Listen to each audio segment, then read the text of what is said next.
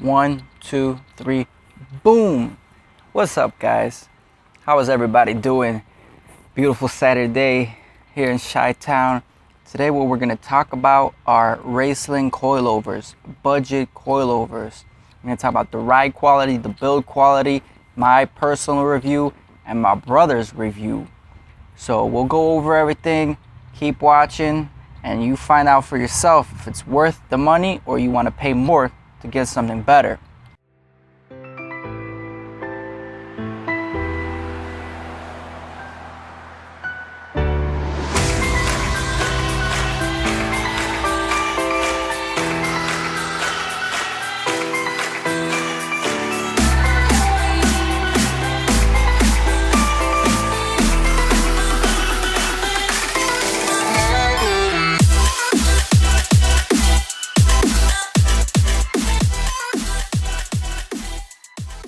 These coilovers here are from my brother's MK5 GTI. We've been through Chicago winters as well.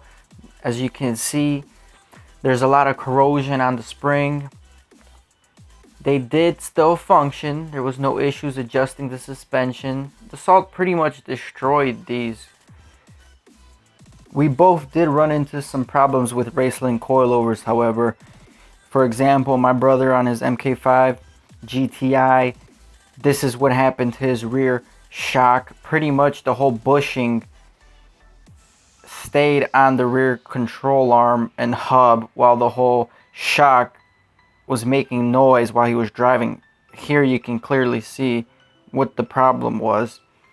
On my vehicle, on my 8th gen Civic, as you can see, the rear springs were completely cut differently, thus affecting potentially the driving characteristics of the car and the ride height. I really have a complaint on how they designed the rear coils on the 8th gen Civic and how they sit in the rear control arm.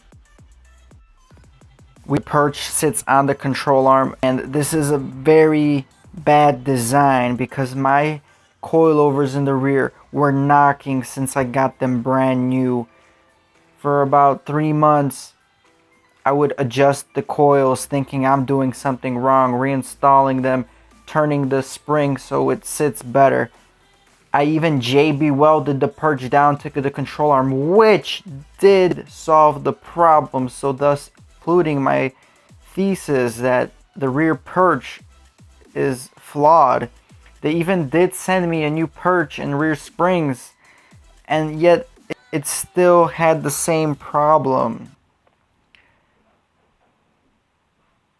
Guys, in conclusion, if you just want to lower your car, if you're one of the stance guys that just wants to get low and you daily drive your car, that's fine. These are very limited.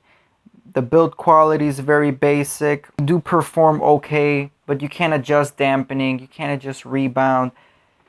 It's just a budget coilover.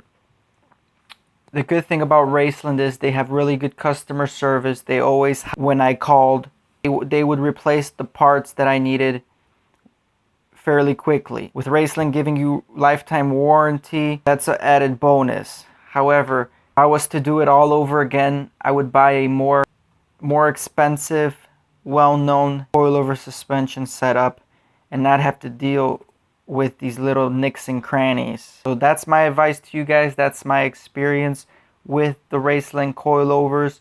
You guys be the judge of what you desire and what your budget fits in, and decide for yourselves, is this the route you want to go, or do you want to keep saving and just get something that might be better and less stressful for you?